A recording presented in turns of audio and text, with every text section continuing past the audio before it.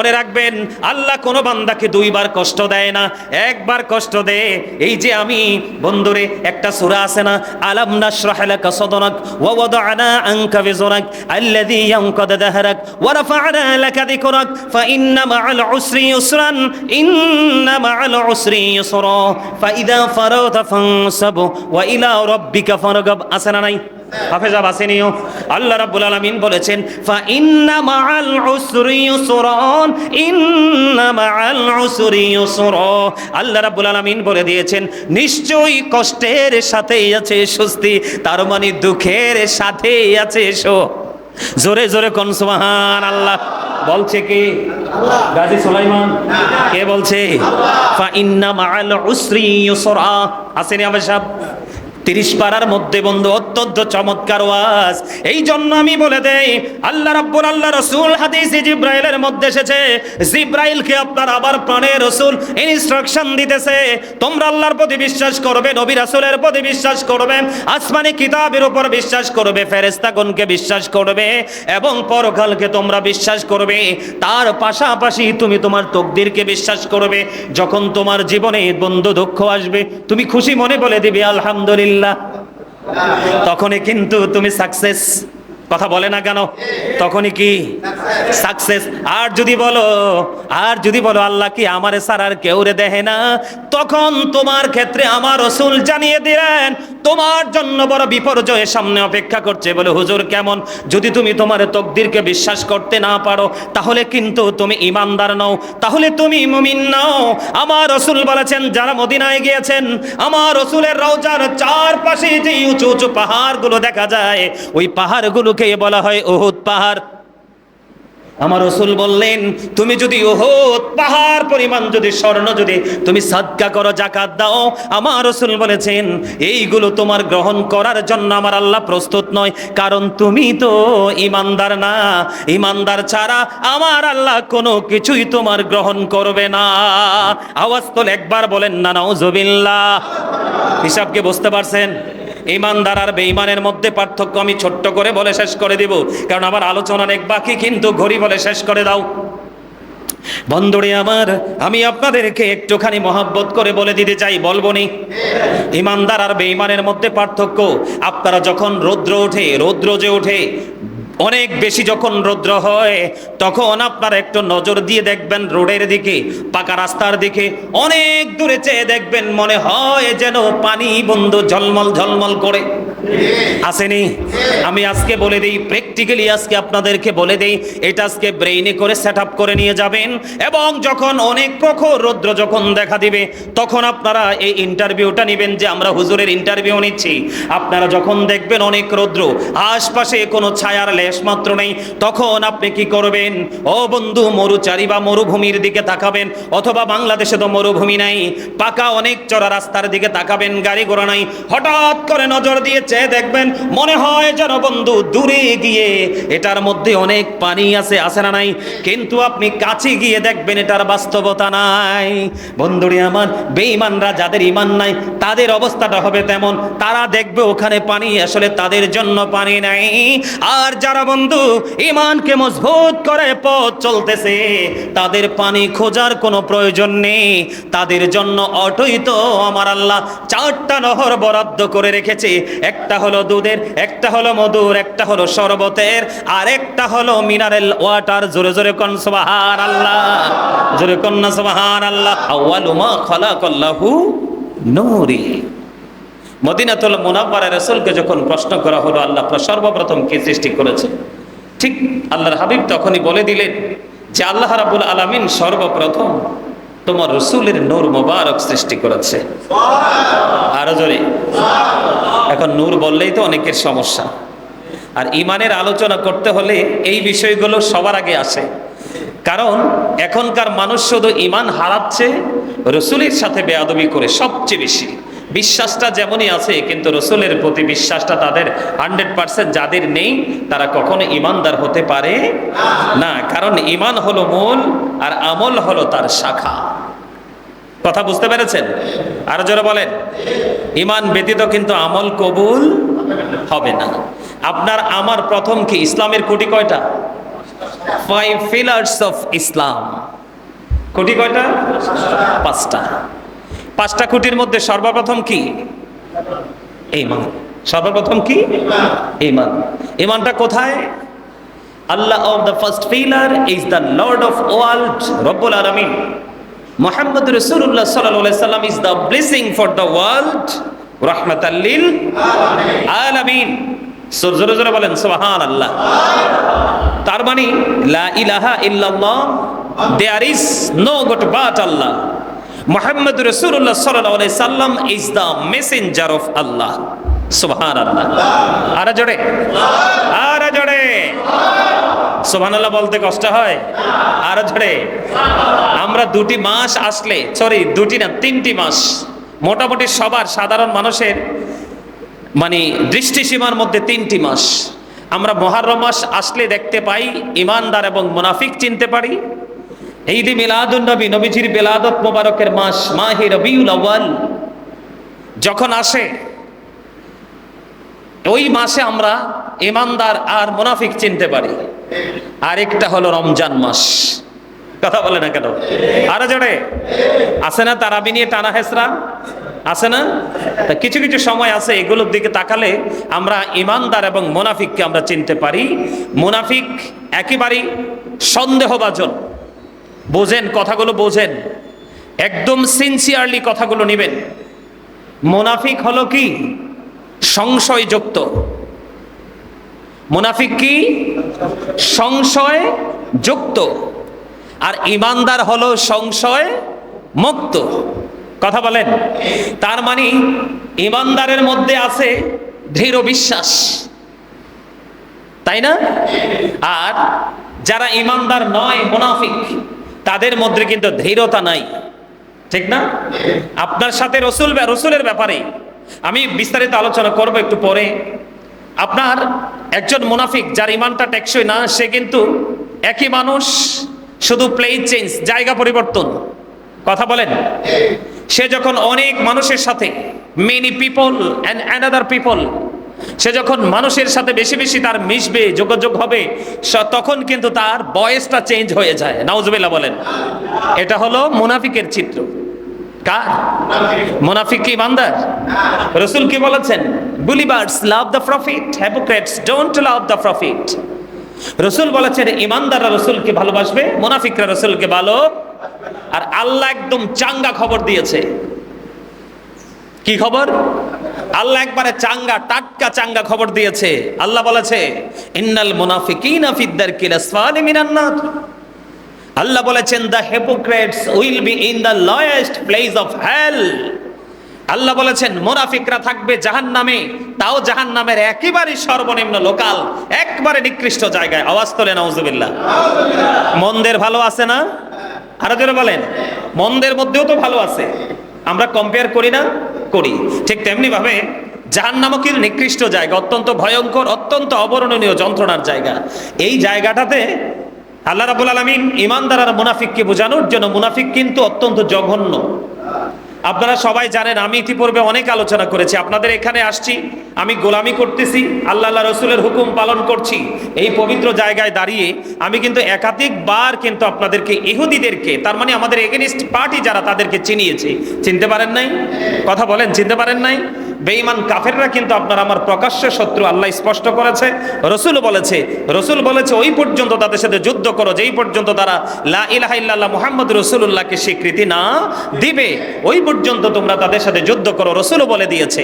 কিন্তু এখানে সবচেয়ে বড় বিষয় হলো, আমি আপনাদেরকে ক্লিয়ার করে দিয়েছি, আর মুনাফিক হলো ছদ্মবেশী। আপনার বেঈমান কাফেরের চাইতেও ভয়ঙ্কর হলো মুনাফিক। মুনাফিক কিন্তু আপনার পকেটে থেকেই পকেট কাটে। কথা বলেন। আর বেঈমান কাফেরেরা কিন্তু এলান করে পকেট কাটে। কথা বুঝতে পেরেছেন? আমার কথা বুঝেন নাই? হিসাব বুঝেন নাই? বেঈমান কাফের কি করছে আপনি আমি আগে থেকে জানতে পারছি না?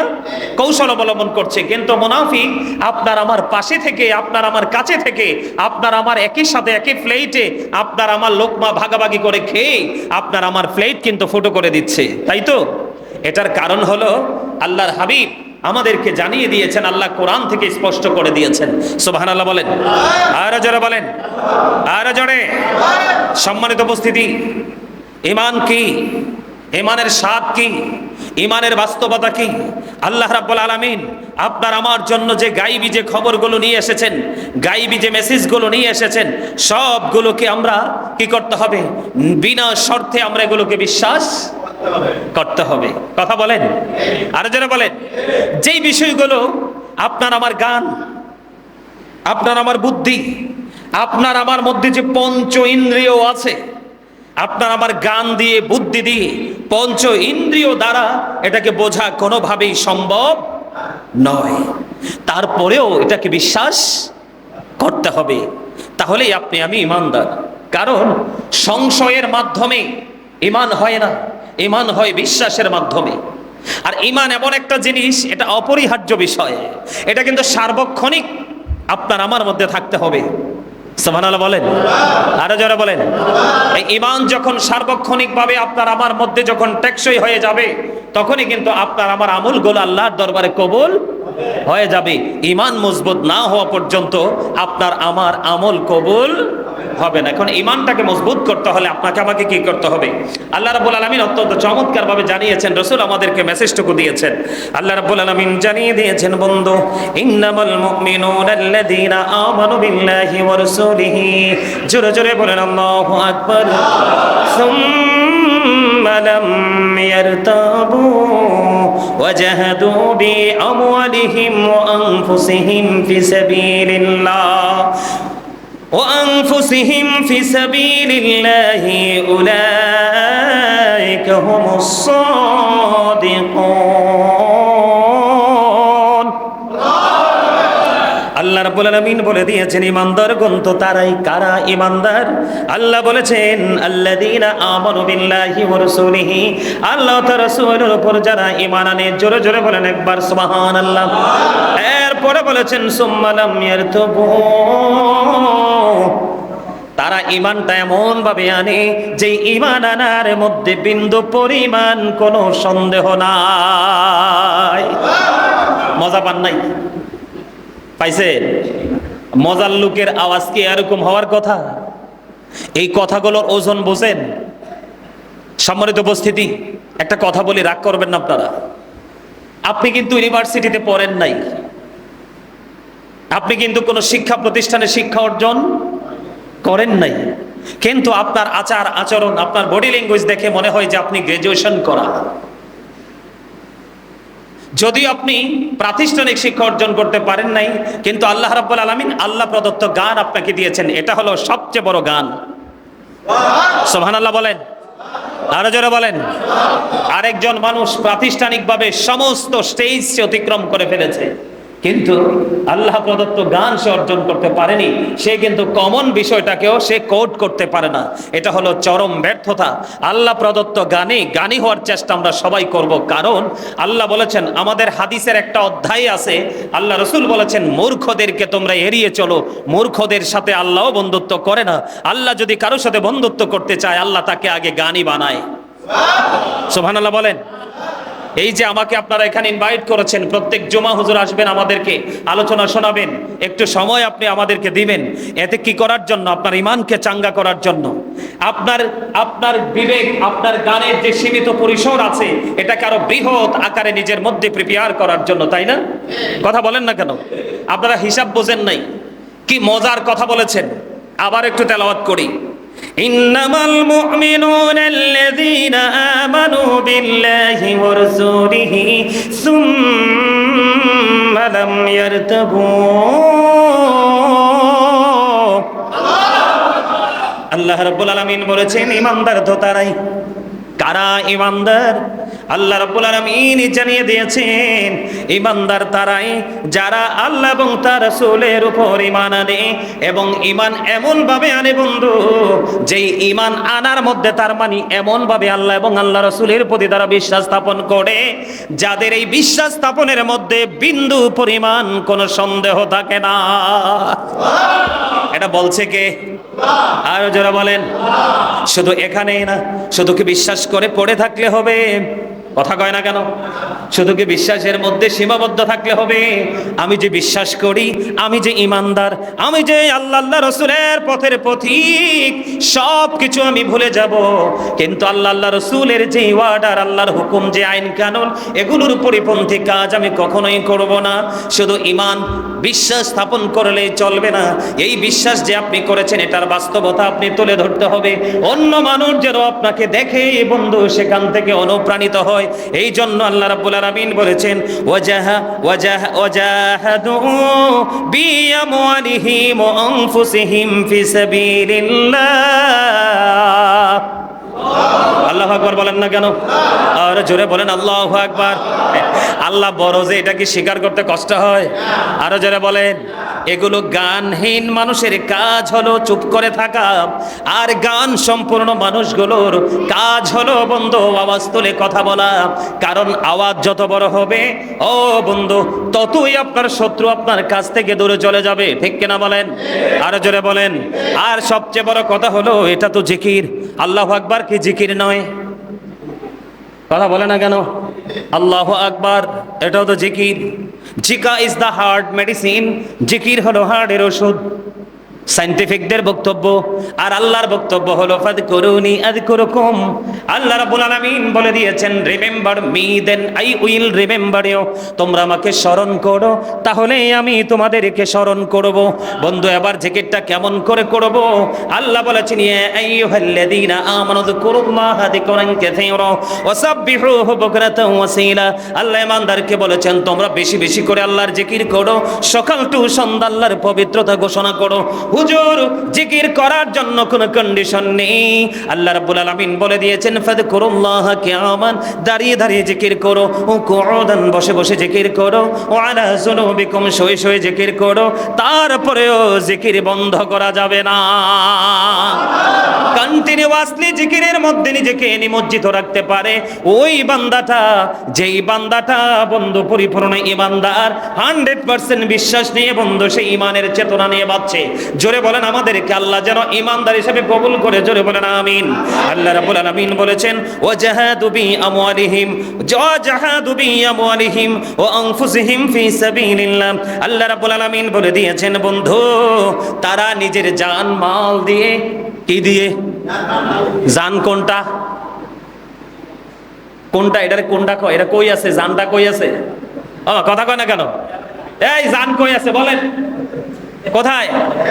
এই তো দেখছেন নি, এই যে এই লোক একবারে প্র্যাকটিক্যালি বললা দিছে এটা আমার ভিতরে। কি এই জানটা দিয়া? কি দিয়া? কে বলতেছে? আল্লাহ বলেছেন ইমানদার তারাই যারা আল্লাহ আল্লাহ রসুলের প্রতি বিশ্বাস স্থাপন করে, কোন ধরনের কোনো সন্দেহ করে না। এরপরে বন্ধু আল্লাহ রাব্বুল আলামিন বলে দিয়েছেন সন্দেহ তো করে না, নিজ সম্পদ প্রাণ দ্বারা আল্লাহর পথে যুদ্ধ করে। কি জীবনটাও রেডি, এবং নিজে যে জীবনভর সম্পদগুলো অর্জন করেছে, সঞ্চয় করেছে, ওই সম্পদগুলো রেডি। জানটা দিয়া মালটা দিয়া যারা বন্ধু যুদ্ধের ময়দানে ঝাঁপিয়ে পড়ে যুদ্ধ করে, এরপরে বন্ধু আল্লাহ রাব্বুল আলামিন বলেছেন উলাইকা হুমুস সাদিকুন, তারাই ঈমানের দাবিতে সত্যবাদী। The man is poor but honest. Honesty is the best policy. আওয়াজ তো একবার বলেন সুবহানাল্লাহ। লোকটা গরিব কিন্তু সৎ। কেন সৎ হলো? কারণ তার মধ্যে ঈমানের ঝাঁজ আছে, তার মধ্যে ঈমানি চেতনা আছে। আপনি 99-100 জন ব্যবসায়িক বন্ধুরে আমার 99 জনে ব্যবসায় ঠকায়, আর একজন 99 জনকে টেক্কা দিয়ে সবার চাইতে 1 টাকা কমে বিক্রি করে। এই 1 টাকা কমে বিক্রি করলে তার লাভও হয়, অসহায় মানুষের একটু সাশ্রয় হয়। এটা হলো ইমানদারের কাজ। ঠিক কিনা বলেন? আর জোরে। ইমান মানুষকে এমন ভাবে গড়ে তোলে, প্রত্যেকটা সেক্টরকে অন্ধকার থেকে আলোর দিকে নিয়ে যায়। সুবহানাল্লাহ বলেন।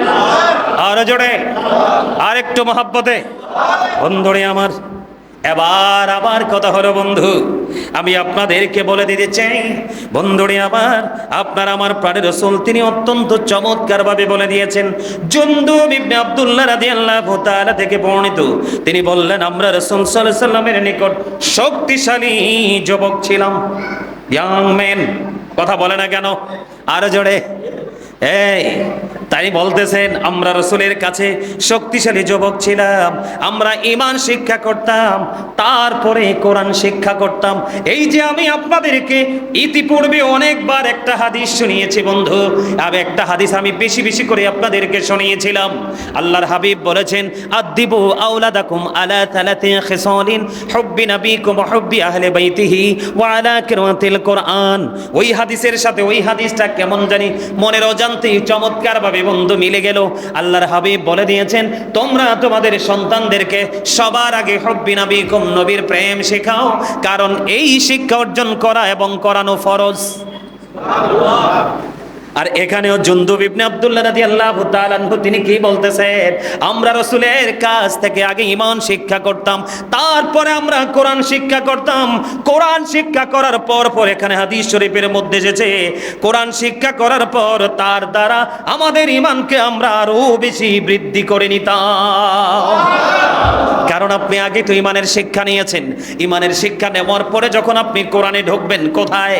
দা হোলি কোরআন, পৃথিবীর শ্রেষ্ঠ ধর্মগ্রন্থ। ও বন্ধু আমার আপনার এমন একটা নসিব, এই নসিব বন্ধু বড় খুশ নসিব। আল কোরআন the ultimate miracle, the ultimate miracle 19 of the holy Quran. কোরআন শুধু ধর্মগ্রন্থই নয়, প্রাচুর্যপূর্ণ বিজ্ঞানের এক মহা উৎস, সাক্ষী এই বিজ্ঞানময় কোরআন। এই কোরআন যদি না আসতো আধুনিক প্রযুক্তি, তার মানে বিজ্ঞান আসতো না। বিজ্ঞান যদি না আসতো আজকে আধুনিকতার ছোঁয়া বন্ধ লাগতো না। এই আধুনিকতার ছোঁয়া যদি না লাগতো, একজনের সাথে আরেকজনের কমিউনিকেশন, একটা কান্ট্রির সাথে আরেকটা কান্ট্রির সাথে বন্ধু গুড একটা কমিউনিকেশন কন্টিনিউ, এটা মোটেও বন্ধ পসিবল ছিল না। এই জন্য কোরআন এমন একটা জিনিস।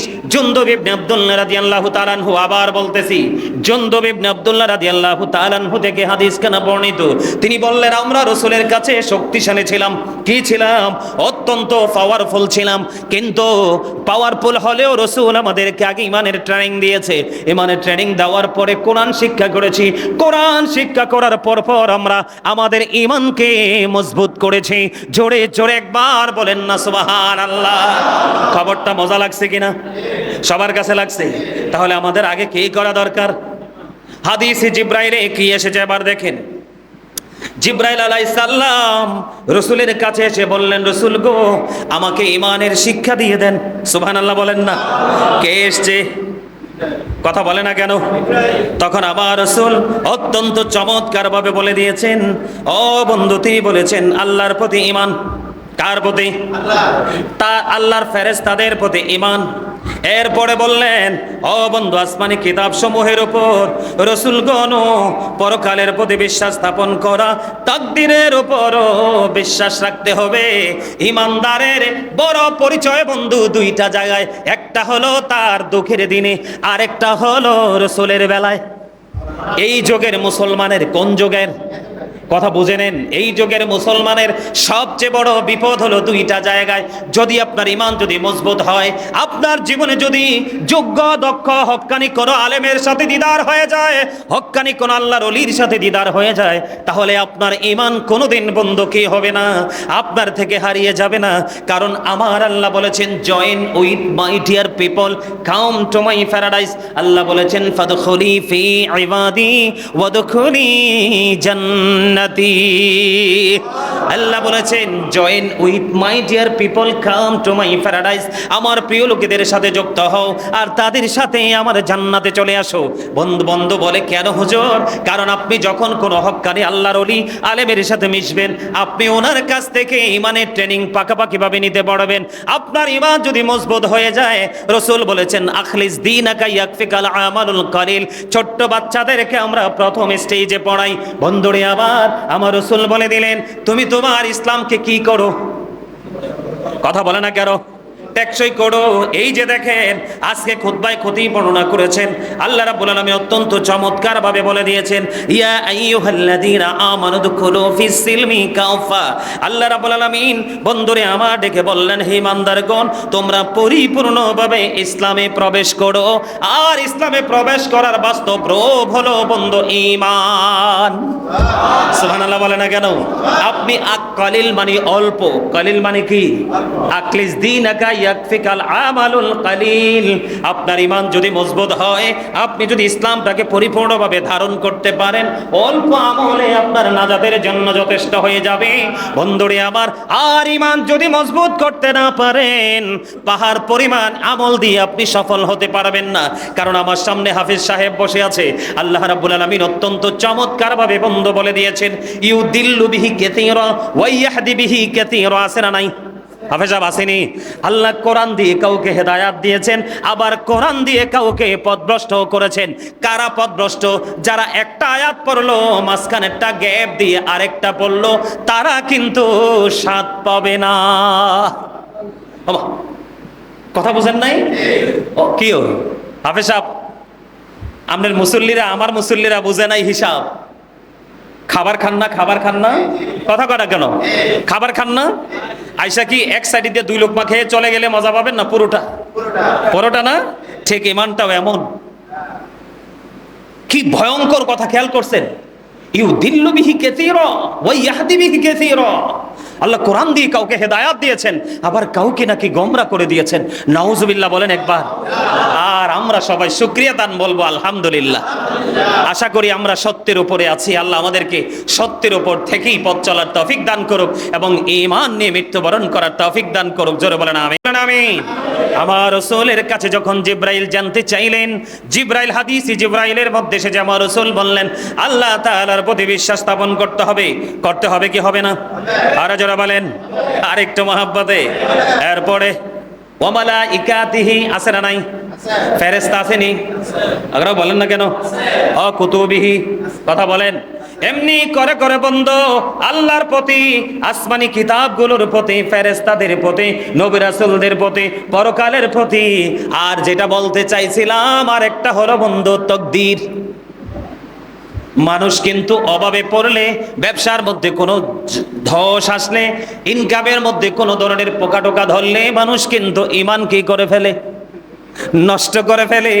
আপনারা শুনছেন কিনা জানি না, আমার জীবনে একাধিকবার শুনছি বন্ধু। অনেকেই বলে, বলবো নি, অনেকে বলে আল্লাহ কি শুধু আমারই দেহে আর কি কেউ রে দেহে না? এই কথা বলে কি বলে না?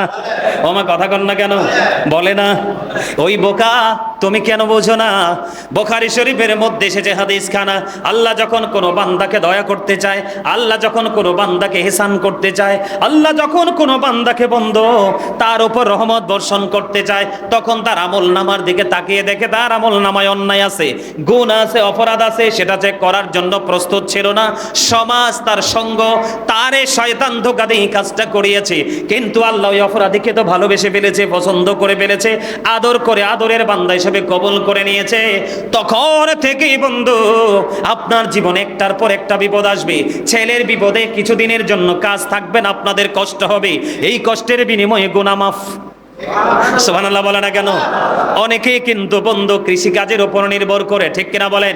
আমাদের দেশ হলো বন্ধু কৃষি নির্ভর দেশ, অনেক বেশি ফার্মার আমাদের দেশে বসবাস করে, ঠিক কিনা বলেন? এখন এই কৃষকরা কাজ করে, অনেক সময় যেমন এই বছরের বৃষ্টিতে অনেক সবুজ শ্যামল গোছানো ফসলের জমি বন্ধু তলিয়ে গেছে। দুনিয়া থেকে যদিও তারা মাহরুম হয়, আল্লাহর কাছ থেকে তো তারা নিয়ামত পেয়ে যাবে। সুবহানাল্লাহ বলেন। তার ফসল কি হয়ে যাবে? নষ্ট হয়ে যাবে। ব্যবসার মধ্যে ধস আসবে, এমনি করে করে বিভিন্ন জায়গা তার ক্ষতি হবে, এই ক্ষতির বিনিময়ে তার গুনাহগুলো মাফ হয়ে যাবে। আরো যদি কিছু গুনাহ বন্ধু তার অবশিষ্ট থাকে, আল্লাহ রাব্বুল আলামিন মৃত্যুর পূর্বে তার মৃত্যুর যন্ত্রণাটা বাড়িয়ে দিবে। এই মৃত্যুর যন্ত্রণার কারণে দুনিয়ার মধ্যে তার সকল গুনাহ বন্ধু মাফ হয়ে যাবে। জোরে জোরে কন্যা একবার সুবহানাল্লাহ। আপনারা, আমরা অনেকেই বলে ফেলি যে অমুকের কি দারুণ মৃত্যু হইছে, পইরাই নাই, আসলে গজব হইছে। কথা কয় না কেন? যদি সে সত্যিকারের আল্লাহওয়ালা বুজুর্গ হয়, তাইলে ঠিক আছে, আর না হয় যদি সে সারা জীবন অন্যায় অপরাধ করেছে, ঠাস করে পরেই মরে গেছে, মানুষে বলে তার কি খুশনসিব, আসলে না, এটা বদকিসমত। কারণ মৃত্যুর আগে যদি সে বিছানায় যদি গড়াগড়ে দিত, কিছুদিন যদি সে কষ্ট পেত, যন্ত্রণায় যদি সে কাতরাতো, তাহলে আল্লাহ রাব্বুল আলামিন এই যন্ত্রণার কারণে তার গুনাহগুনি মাফ করে দিত। মৃত্যুবরণ করার সঙ্গে সঙ্গে সে আল্লাহর প্রিয় বান্দা নেককার হয়ে কবরে যেত। মনে রাখবেন, আল্লাহ কোনো বান্দাকে দুইবার কষ্ট দেয় না, একবার কষ্ট দেয়। এই যে আমি বন্ধুরে একটা সূরা আছে না, আলাম নাশরাহ লাকা সাদরাক ওয়া ওয়াদা'না আনকা বিজরাক আল্লাযী ইয়ানকাদু দাহরাক ওয়া রাফা'না লাকা যিকরাক ফাইন্না মা'আল উসরি ইউসরান ইন্না মা'আল উসরি ইউসরা ফাইদা ফারাগতা ফানসাব ওয়া ইলা রাব্বিকা ফারগাব। আছে না নাই? হাফেজ আসেনিও। আল্লাহ রাব্বুল আলামিন বলেছেন ফা ইন্না মাআল উসরি ইউসরান ইন্না মাআল উসরি ইউসরা। আল্লাহ রাব্বুল আলামিন বলে দিয়েছেন নিশ্চয়ই কষ্টের সাথেই আছে স্বস্তি, তার মানে দুঃখের সাথেই আছে জোরে জোরে কোন সুবহানাল্লাহ। বলছে কে? আল্লাহ। গাজী সুলাইমান কে বলছে? ফা ইন্না মাআল উসরি ইউসরা। আসেনি আবার সাহেব 30 পারার মধ্যে বন্ধু অত্যন্ত চমৎকার ওয়াজ। এই জন্য আমি বলে দেই, আল্লাহ রাসূল হাদিসে জিব্রাইলের মধ্যে এসেছে, জিব্রাইলকে আপনার আবার প্রাণের রাসূল ইনস্ট্রাকশন দিতেছে, তোমরা আল্লাহর প্রতি বিশ্বাস করবে, নবী রাসূলের প্রতি বিশ্বাস করবে, আসমানি কিতাবের উপর বিশ্বাস করবে, ফেরেশতাগণকে বিশ্বাস করবে এবং পরকালকে তোমরা বিশ্বাস করবে। তার পাশাপাশি তুমি তোমার তকদিরকে বিশ্বাস করবে। যখন তোমার জীবনে বন্ধু দুঃখ আসবে, তুমি খুশি মনে বলে দিবে আলহামদুলিল্লাহ, তখনই কিন্তু তুমি সাকসেস। কথা বলে না কেন? তখনই কি সাকসেস। আর যদি বলো আল্লাহ কি আমারে সারার কেউ রে দেখে না, তখন তোমার ক্ষেত্রে আমার রাসূল জানিয়ে দিলেন তোমার জন্য বড় বিপর্যয়ের সামনে অপেক্ষা করছে। বলে হুজুর কেমন? যদি তুমি তোমার তকদিরকে বিশ্বাস করতে না পারো, তাহলে কিন্তু তুমি ঈমানদার নও, তাহলে তুমি মুমিন নও। আমার রাসূল বলেছেন, যারা মদিনায় গিয়েছেন, আমার রাসূলের রওজার চারপাশে যে উঁচু উঁচু পাহাড়গুলো দেখা যায়, ওই পাহাড়গুলোকে বলা হয় উহুদ পাহাড়। আমার রাসূল বললেন, তুমি যদি উহুদ পাহাড় পরিমাণ যদি স্বর্ণ যদি তুমি সাদকা করো, যাকাত দাও, আমার রাসূল বলেছেন এইগুলো তোমার গ্রহণ করার জন্য আমার আল্লাহ প্রস্তুত নয়, কারণ তুমি তো ঈমানদার না। ঈমানদার ছাড়া আমার আল্লাহ কোনো কিছুই তোমার গ্রহণ করবে না। আওয়াজ তোলে একবার বলেন না নাউজুবিল্লাহ। হিসাবকে বুঝতে পারছেন? ঈমানদার আর বেঈমানের মধ্যে পার্থক্য আমি ছোট্ট করে বলে শেষ করে দিব, কারণ আমার আলোচনা অনেক বাকি, কিন্তু ঘড়ি বলে শেষ করে দাও। বন্ধুরে আমার, আমি আপনাদেরকে একটুখানি মহব্বত করে বলে দিতে চাই, বলবো নি? ঈমানদার আর বেঈমানের মধ্যে পার্থক্য, আপনারা যখন রৌদ্র যে ওঠে অনেক বেশি, যখন রৌদ্র হয় তখন আপনারা একটু নজর দিয়ে দেখবেন রোডের দিকে, পাকা রাস্তার দিকে, অনেক দূরে চেয়ে দেখবেন মনে হয় যেন পানি বন্ধু ঝলমল ঝলমল করে। আসেনি? আমি আজকে বলে দেই, প্র্যাকটিক্যালি আজকে আপনাদেরকে বলে দেই, এটা আজকে ব্রেইনে করে সেট আপ করে নিয়ে যাবেন, এবং যখন অনেক প্রখর রৌদ্র যখন দেখা দিবে, তখন আপনারা এই ইন্টারভিউটা নেবেন যে আমরা হুজুরের ইন্টারভিউ নিচ্ছি। আপনারা যখন দেখবেন অনেক রৌদ্র, আশপাশে কোনো ছায়ার লেশ মাত্র নেই, তখন আপনি কি করবেন? ও বন্ধু, মরুচারি বা মরুভূমির দিকে তাকাবেন, অথবা বাংলাদেশে তো মরুভূমি নাই, পাকা অনেক চড়া রাস্তার দিকে তাকাবেন, গাড়ি ঘোড়া নাই, হঠাৎ করে নজর দিয়ে চেয়ে দেখবেন মনে হয় যেন বন্ধু দূরে গিয়ে এটার মধ্যে অনেক পানি আছে, আছে না নাই? কিন্তু আপনি কাছে গিয়ে দেখবেন এটার বাস্তবতা নাই। বন্ধুরে আমার, বেঈমানরা যাদের ঈমান নাই তাদের অবস্থাটা হবে তেমন, তারা দেখবে ওখানে পানি, আসলে তাদের জন্য পানি নাই। আর যারা বন্ধু ঈমানকে মজবুত করে পথ চলতেছে, তাদের পানি খোঁজার কোনো প্রয়োজন নেই, তাদের জন্য অটোই তো আমার আল্লাহ 4টা নহর বরাদ্দ করে রেখেছে।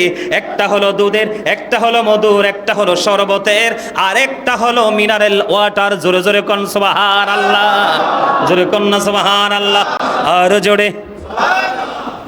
ভাল লাগছে নিওয়াজ সবার কাছে? মাশাআল্লাহ।